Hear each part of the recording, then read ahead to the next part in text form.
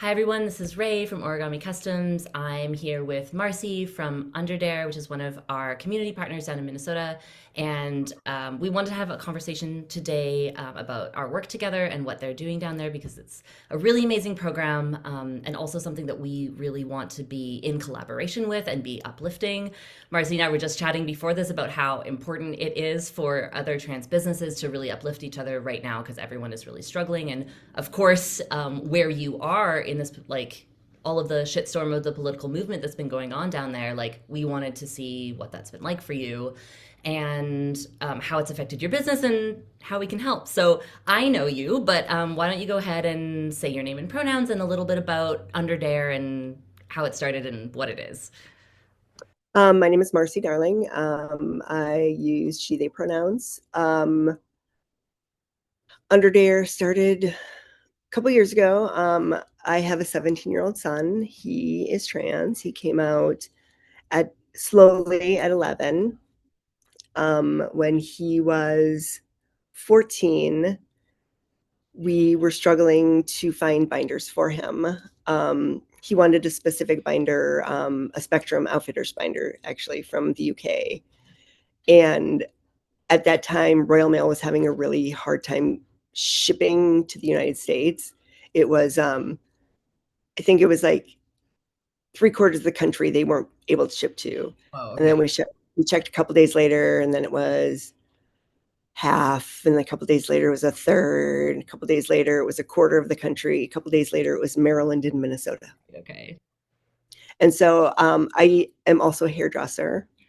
And so I got a hold of one of my clients who lives in Pepin, Wisconsin. And I said, which is for Canadians.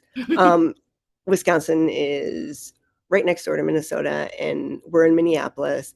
And Pepin is about an hour drive from Minneapolis, and it's actually quite a scenic route. It's a gorgeous drive down to Pepin. It's right down the Minnesota River. It's really quite lovely. So I asked her if I could ship a package to her. I said, I promise it's nothing, nothing bad. Yeah. And she's like, of course. Um, so the day it arrived, she actually was driving up to the city to visit her daughter who was going to school in St. Paul. So she just dropped it off at the house.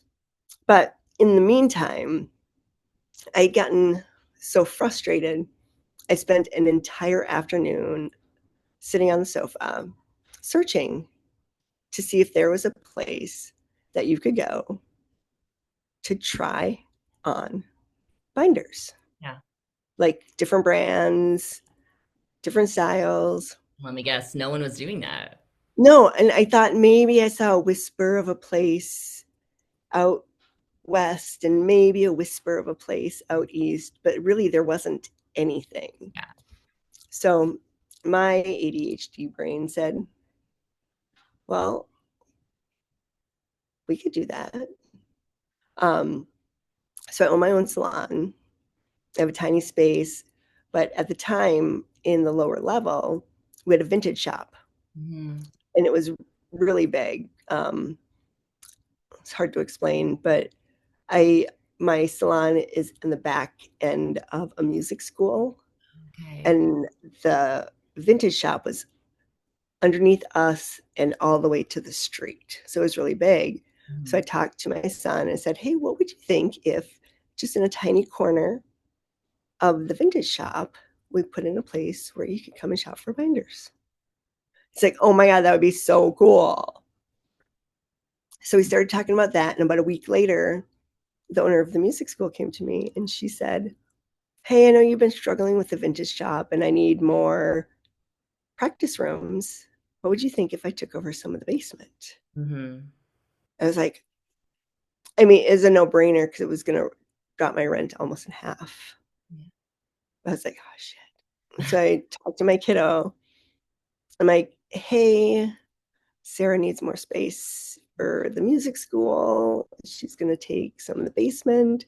He's like, well, are we still going to be able to do the binder thing? I'm like, I'll figure it out, kiddo. Mhm. And so I had no idea how much space I was going to have if I was going to have any of the basement. Yeah. So when all was said and done, I had 90 square feet Okay. Yeah, like a little plus bit.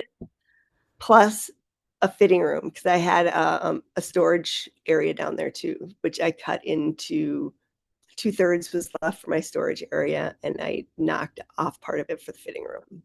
Mhm. And so everything was down in there.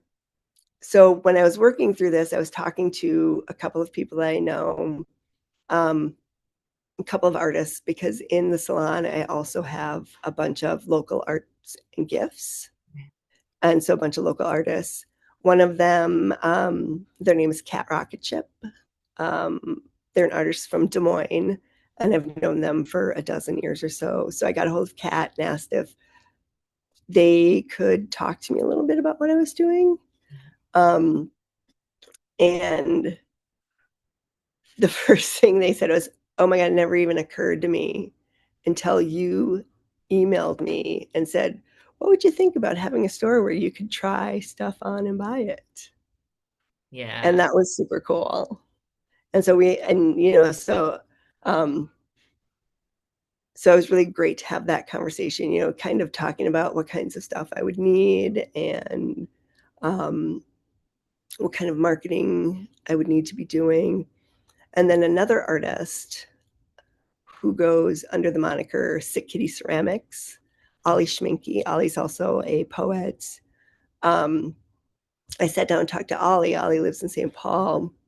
And Ollie was like, well, what about the femmes? I'm like, crap. I totally did. Forget about My the experience was with my kid. Yeah, yeah, It of didn't course. even occur to me if I You did start this. at home, that makes sense. And so I had to learn a whole new like vocabulary and a whole new everything. And so that was really interesting and eye-opening, and I'm still learning. Um, and there's a lot more items and concerns around trans femme Yeah, wear. yeah.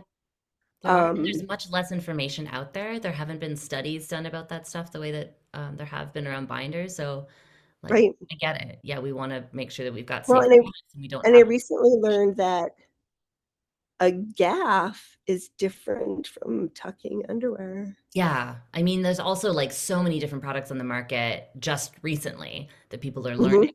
really quickly about different styles of construction and all of that. There's Yeah. a lot to update all the So I'm constantly learning new things. And I was just asked, actually, I was talking to a group of middle schoolers at a middle school, and there's all this talk about how long can you wear a binder, and depends on the compression, depends on the binder. How long can you wear a gaff? Well, I mean, this is the thing. We don't have the same long-term studies, but it's always as short a time as you can safely wear it. You know, this is what I always tell people. It's like, you know your body best and you know your safety best. And if you need to be Mhm. wearing that gaff for reasons, you need to be wearing that gaff for reasons. But like they always say 8 hours, but that's because that's a normal work day or a school day for most people. It's Mhm. like as soon as you can take it off and switch out to something more comfortable. But it also like we know it has a lot to do with other factors, like how many days a week are you wearing it? You know, are you Right, wearing it like in a really like sweaty, active environment? What are your right, breaks like? Like what's the gaff like? There's like so many different things that go into it. right. And I said, I haven't. That's something that I don't exactly know. I Mhm. also know that when you go to the bathroom, you're taking it down. Mhm. So you get some breathing room. When you're wearing a binder, you're not taking it off during the day either. Yeah. So Yeah, there's you do there's get more of a chance to readjust. But I mean, this is the um thing is like no one wants to do these long-term medical studies on trans femme people or people who use gaffs. And so we just like don't have we have like community information and we're really smart right. and we know a lot. But it's not formalized in the same way. But it was the first time that I've talked to a few like middle school groups, and it was the first time that I had fem students. It's Mhm. mostly non-binary and trans mass kids who are looking at binders. So it's the first time that I brought fem garments with me. Yeah. So that was really um, heartening that there were femme kids that wanted to come and talk about that, For sure. which So is tell really me, cool. like, how has it changed from those origins? Now I know you stock so many different products. Like I can see in the background there, Mhm. like I know all these brands. These are great brands. These are trans-owned Mhm. brands. Like, what was important for you to bring in, and where's it come from those origins? What's really important for me is, well, and you know this, sustainability is my number one thing. Sustainability not only in the fabrics themselves and how they are manufactured, um, in the companies themselves. I look for companies that have sustainable business practices, who pay their workers sustainable living wages, who are just all around great people. I don't want to have, like, oh, what am I trying to say? I want to know that the garments are made well Of and course. made by people who care about the environment and care about their workers. Yeah, yeah. That The is my like number one goal. is Um, it ethical consumption and ethical. Ethical consumption, It's a exactly. very broad term. There's a lot of things that fall underneath of that, but I think like you and I have a very similar opinion of this, and we talk about this. It's like, there's all of these different categories that we need to be checking out, and I'm sure that people don't need to be like 100% in every category, but you look at a company and you're like, how can I tell that they're doing it right? How can I tell that they're, like Right, their ethics and their values are like rooted in the community or rooted in fair labor, in right, as much sustainability as we can pack into those garments and still put them on the market. Like right. no one's going to be Well, even so, held here. Untag from the Netherlands, they just recently, it was during the pandemic, Dene, they used to sew in-house. Hmm. And they just started, they have a place in Poland, I think it's Right. Poland, that sews for them now. Mhm. But it is a place where their workers are paid a living wage. Mm. But they sew all of their mock-ups and everything are sewn in-house and tested in-house. Um, but they just started getting too big, Yeah. to do everything. And she used to do more than the gender-affirming garments. Yeah. Yeah. I And remember. then during the pandemic, she's not doing anything other than that Yeah. anymore. Yeah. A lot of us had to Um, scale back for sure. which is really cool. She's a really neat. Have you met her? No, not yet. Not yet. I She's love what you're doing. amazing. Any other I trans really brands, I'm like like, her. reach out to me. We need to have a conversation. Yeah, that's amazing. Okay, so I mean, we've been working together for a couple of years now. Um, oh, I think I lost you for a second.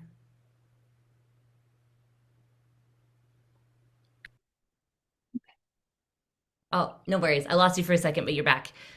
I was wiping dust off of my, my computer. Don't So worry. I got sorry. you. What all you missed was me saying we've been working for a couple of years together now, and I think we have a similar goal of like it's really important more now than ever to be offering accessible gender gear. And you were saying how that's changed for you just in the offerings of the public healthcare system in Minneapolis for trans and gender diverse people, and how now like our products become frontline healthcare. So can you talk a little bit about what that's been like Oh yeah, just recently with with the closure Children's of the university Minnesota. program and Yeah, they just as of I think the end of February, they're pausing gender affirming care for minors. right. Um, and it's all about money, Mhm. which really blows. Um, excuse my language. Oh, good. We can But swear. yeah, which means all of the other clinics are going to become more crowded. Um, which I'm happy to share the clinic with people who need it, but it was really challenging a few years ago when so many states stopped caring for our minors. Yeah, we're seeing so many Um, people like moving and changing states just to access care. oh my gosh, so many people every month I see people who have just moved here Yeah.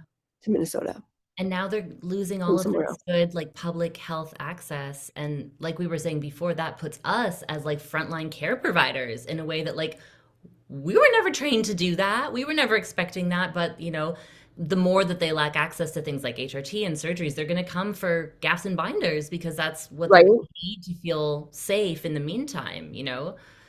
I've learned when I first started doing this book had just come out. Oh, Have you seen this yeah. book? Binder Bible. Oh, Um, yeah. exactly. Great. My massage therapist is friends with this person, It's fantastic. and I get a lot of resources. and yeah, and that's how I learned everything I learned when I first got into this Yeah. because I needed to know it. Yeah, I didn't know what I didn't know for sure. until I needed to know And it. now it's starting to be published. This is good. This is Frances Reed, by the way, is the author of this Yes. book on healthy binding. Yeah, but and that's the thing is like you and I are in these positions of having to like learn firsthand a lot of like medical specific stuff because Hmm. people are coming to us as care providers because they can't access it in the same way. Well, and So I do a 45 minutes education session that's that all. you can book online before you do your shopping appointment, Yeah, where we sit and we talk about anything you need to talk about, anything you need to know about binding and safe binding. Because I see a lot of parents with kids, yeah, but I also see a lot of people who are older who are just coming out as that trans. makes sense. And I'm Um, so glad that they can come to you. That's a really good sign. um, I've taught a lot of people who are over 40 how to put a bra on for the first Nice. time. That makes me so happy. You have no I idea. That know. makes me so happy. And it's just it's amazing to be trusted. Yeah. Yeah. It's I get really that. amazing to be trusted. Yeah. It's a responsibility, but yeah, it feels really amazing when you know that you're a safe person for people. Mhm. And I know that like all of this shift is really part of like a broader spectrum of things that have changed since the administration changed just over a year ago in the States, where we're seeing like across the board a cut to gender affirmation care and just in general so much transphobia. What is it? What is it like? Like, what is the difference now than when you started? Are you seeing a lot more of these changes because of the policies of this year? Um, so our address isn't listed. Mm, It was a choice that I made before we opened. yeah. Um, a lot of people outside don't understand that. Um, but I'm really glad that I made that choice, especially when the administration changed, because there are people that are afraid. For sure. Um, and I'm in a kind of a residential neighborhood that has, I mean, the building that I'm in has a music school and some other, like another building that has some therapists and stuff in it. But the neighborhood is mostly residential. It's a really safe neighborhood. But my customers, I'm appointment only. You get the address like a day or two I mean, that's what before makes your it appointment. so special. Like this doesn't exist anywhere else. Like not in the way Yeah. you're doing it. You've got So I safe. try to make it super safe. I still have people that get really super nervous. I've had times where I spend an hour texting back and forth with somebody before they come in, before they make an appointment. Yeah, I get that. Um, because there is that anxiety because of safety issues. And even a few weeks ago, after Renee Good was shot, I did have somebody make an appointment and then text me to ask me, so you're in South Minneapolis. How safe is it? We're the color that they're looking for. Yeah. I mean, that's terrifying. So sad. Yeah. Yeah, Like, I know. weird to hear. And luckily, we are a little bit farther south than most of the really tough stuff is happening. But it's still been here. Um, and I can say you're probably going to be okay. I have a parking lot. You go through a gate, you come to me, but it's up to you. It's your safety. I can meet you right at the gate and I can walk you in. But at the same time, Yeah, we can't you promise. are Yeah. you are Indian with an accent. Yeah. I I can't keep you safe. Just feels like when we're watching from up here, it just feels like all bets are off. Like anything can happen anymore. And Mhm. it's scary for us watching, and I can't even imagine what that's like for you guys down there. And if you want to and if you can, do you want to speak a little bit to like what it's been like just to witness this like incredible movement and pushback against the ICE occupation?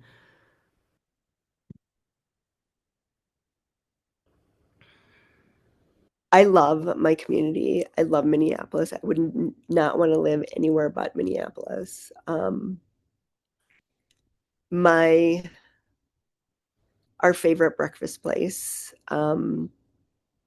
has been surrounded by community. It's run by Hispanic women. Um, I think it was before Renee Good was shot. Somebody watched some ICE agents pull their masks down to go in there. This was when they were breakfasting one day and then raiding the next day.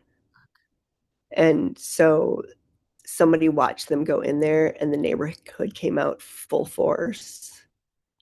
And then for the next, I think they're still have people driving workers to and from work, to and from. They have their doors locked. They're letting people in when they come to the door. Mhm. And these people are, we consider them our family because we go there every weekend. Um, we know the owner really well.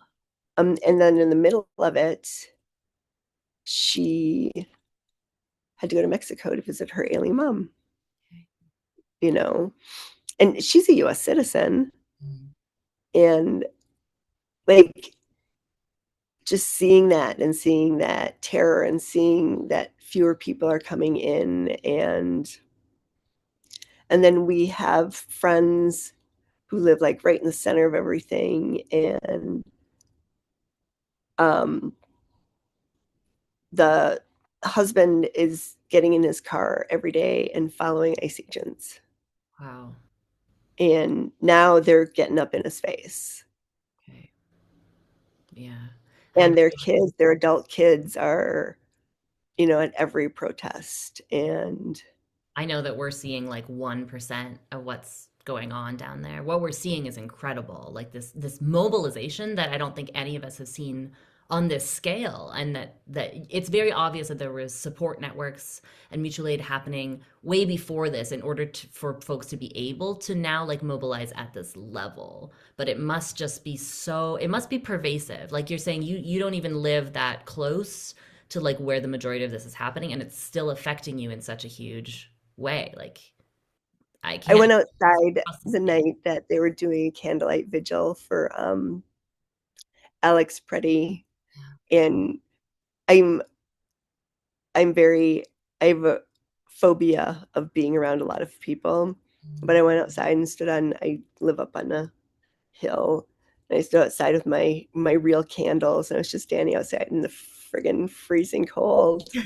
And some of my neighbors were walking down the street, and so I walked down because they were going to go see if they could find some other neighbors. And we stood outside for like 45 minutes just all together. And that's what we do, and even my mom, who lives 30 minutes north of the city. She's got her candle on her doorstep. And um, there's so much community. There's something about it's what I've been reading a lot about community lately, even before all of this, because it's something that is pervasive on the Underdare website. Because I truly believe in community and the power of community and Just walk me how through it though. Like, what does that actually mean when push we comes to shove? And it looks like we you're really seeing we it. really do need to take care of each other, and we need to watch out for each other, and no matter what. Um, and I think that I saw it growing up, and just in like with my mom. My mom is she's a caretaker. Like she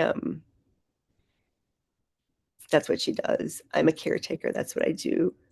Minneapolis is a caretaker. I mean, we take care of people. And if you come here and you live here, we take care of you.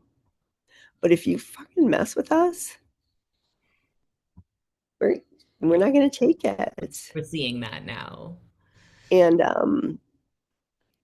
it's really hard that these people are still here, and they're that it's just so friggin' nasty. Looks awful.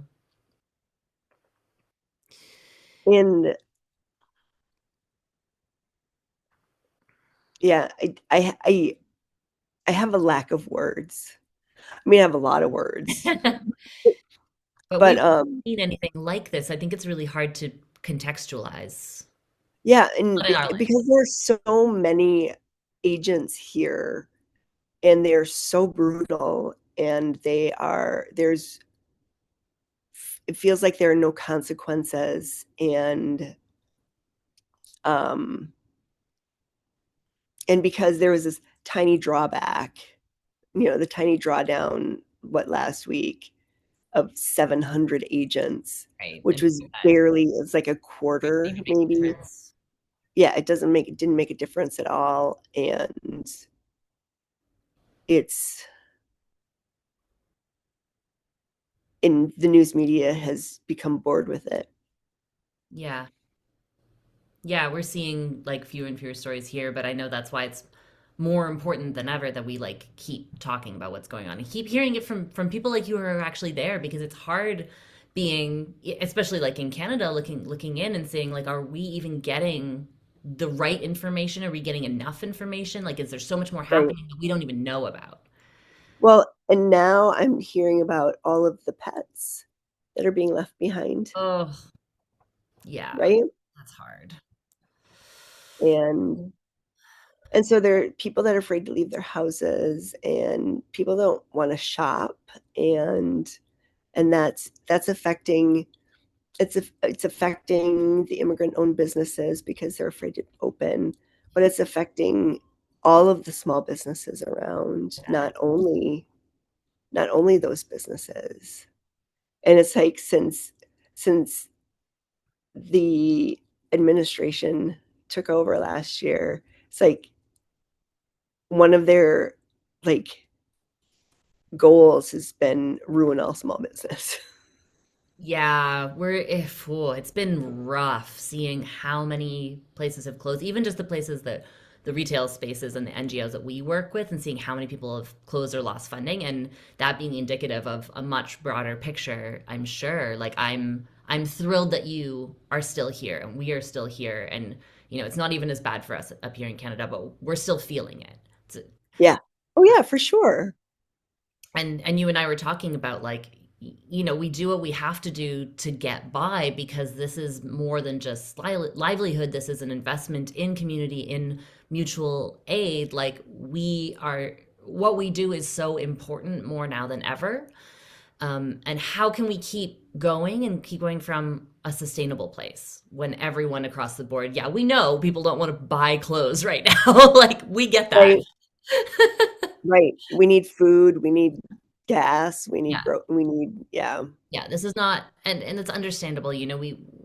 Our business, we're facing the same thing. Like pushing marketing right now is so hard because we understand that that's not where people's heads are, and that's why we're doing things like this, where we're giving resources and talking to people. But one of the things that I wanted to see is like from us outside of what's going on there. I think it's important not just to see it as this kind of blanket issue, like the whole city is erupting into this like resistance against fascism, but to connect it and especially as queer and trans people to our direct community members, and that's why I really wanted to talk to you specifically is like if we can make that relationship between the struggles that you're facing and the struggles here in Canada, the struggles everywhere around the world where we're seeing cuts to gender affirming healthcare, we're seeing transphobia and queer phobia, homophobia everywhere really on the increase as this kind of like in tandem with fascism. I want people to be able to relate that to the faces and the stories of the people who are experiencing it the most. That being said, I really want to find a way of supporting your business, and I want people to know how they can come to you and support not just the business, but I know that there's people who want to come to you for gender affirming gear and don't have the resources or lost access. So, how can we set up a program? How can we get people to contribute to what you guys are doing? Um, you can they can either directly donate Mhm. because I do have a sliding fee for people who are or underemployed. Okay, that's great. Um, or they can buy gift certificates. Yeah. I do have a gift certificate link on the website. And then just put the Underdare website, which is hello@underdare.rodeo, because I thought it was funny, um, in the to line, and then that gift certificate can be given to somebody Yeah. in need. Yeah, we'll Um, drop all this information for people to access at the bottom. Of course, you'll see all that there. But this was an idea that I had that where I really want to be able to have people who live outside the city be able to contribute directly to people who are on the ground in Minneapolis. And especially to queer and trans people. So I think it would be amazing, and I think that we talked a little bit about creating a call out and a list for people who want to come in and get gender affirming gear and don't have access. So we'll collect some names. mhm. We'll have some sort of a sign up where people can put themselves on a list. And then hopefully this is going out to lots of people around the globe, lots in Canada and the States, but we have customers all over the world. And if they want to help, then they can send their money directly to one of those gender diverse people to get them the gender affirmation that they need, give them a little bit of a break from what's been going on. It's a way of like connecting us, through community in a very tangible way. We say this word all the time, right? Community, community, community. Like, what does it mean when we Right, actually put it into practice, right? Like, we are businesses, but we're like from a mutual aid standpoint, and that's a bit of a mind fuck to wrap your head around. But this is when we can actually practice that from a very real, right. like, physical way. And people have fun when they're here. Yes, of course. Yeah, I have, I have I want people to like, have that experience. They need a break. We want right. that break. Yeah. So we'll put all that information if people do want to help out. I have one more question before we go. What if you could think of like the most beautiful future for gender care and gender expansive expression, what would you wish for all of our incredible, beautiful, gender diverse people out there? I would wish that my store didn't have to exist. Marcy. I would wish that you could go to any store ever and get what you would need. Yeah, I agree wholeheartedly. And I've said that a lot. It's like um you should be able to go into the women's section and buy your tucking underwear, and you should be able to go into the men's section and buy your binders. Mhm. Oh, I didn't know I And was going to cry so much in this interview. Um, and that's, I mean, period.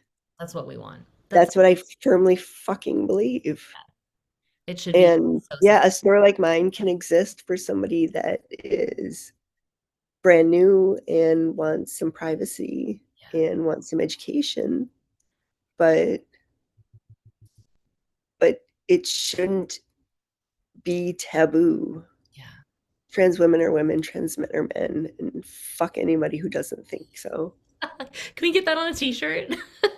I would sell those Right? t-shirts. I need that. Yeah.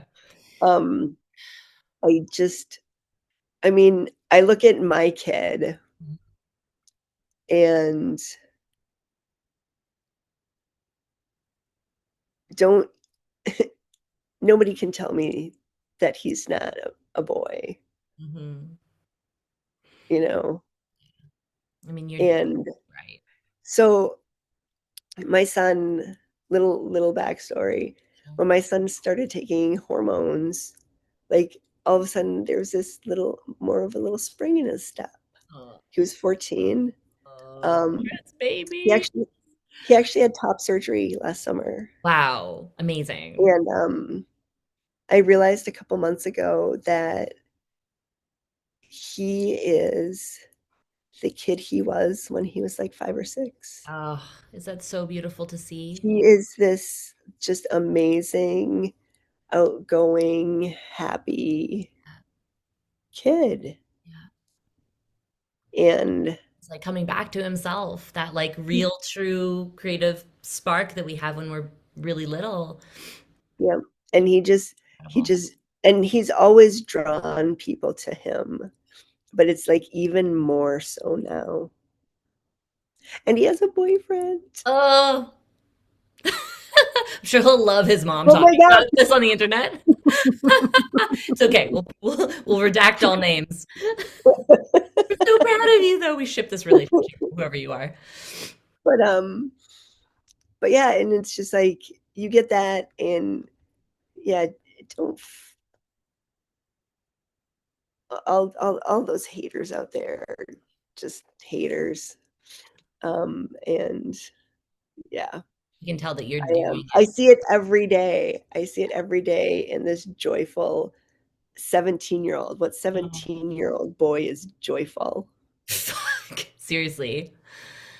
Yeah, it's true. What 17-year-old queer boy is In joyful? in this political moment in your city, I think that's a rarity. Right. I think that's incredible. So, yeah. That's amazing. And so, You're really doing it right. um, I so that part of me feels really, really good. Yeah.